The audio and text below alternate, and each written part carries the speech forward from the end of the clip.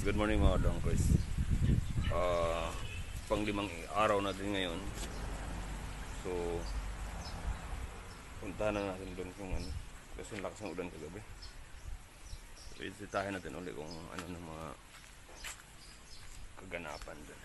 Tara, samahan niyo ako.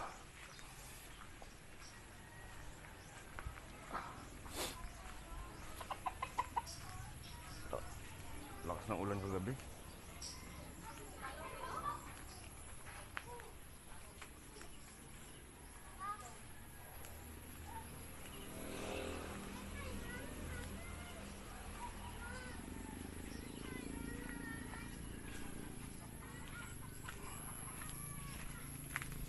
Na-late ako ng gising kanina. Time check 8 o'clock na.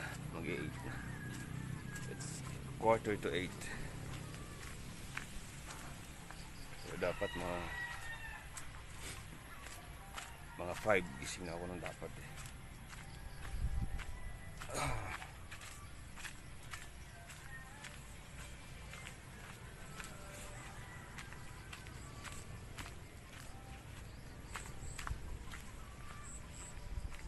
Hirap. Hirap ang paggawa naman. Putik-putik oh. Oh, naman oh, diba? Putik na daan kasi ng ano to. Mga malaking sasakyan nagkakarga ng tubo. Tawag doon. Yung mga nagta-tracking. Malaking truck talaga. So yan.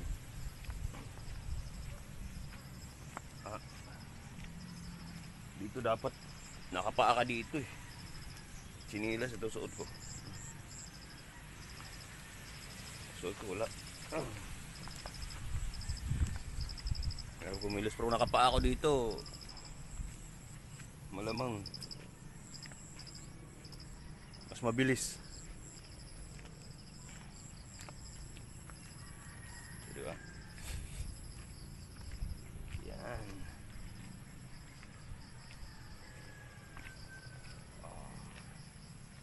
Gusto kong pumunta doon sa ano, meron sana tayong siguro afteran lang nito. Pala isdaan doon na i-ano ko rin. Gusto kong i-cultivate para kahit man lang ano, mga tilapia man lang ano, ang ilalaman mo. So, okay.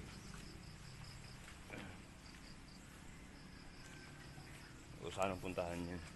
Ano siguro, pag ano na lang nito na makita ko na may mailagay ko na yung nabili nating baboy, na nabili nating biik.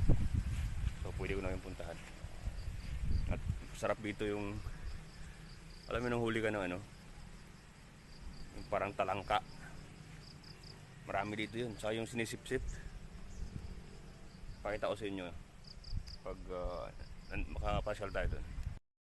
So yun, okay na pala. Nakapag-start na pala sila sa ano, sa ang bakod na. Nakapag-start sila drunk. So tuloy-tuloy na yan. Ano?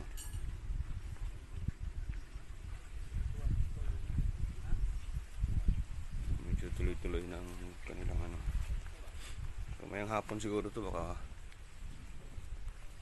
makapaikutan na yan. So mag ano na lang tayo ng ano, cubes na lang yung mismong hulungan. So pwede na. Okay ba?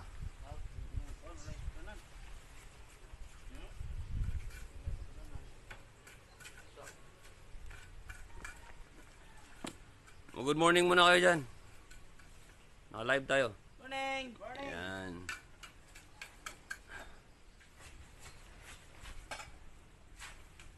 Okay. So yun, medyo okay na. So tatapusin na namin.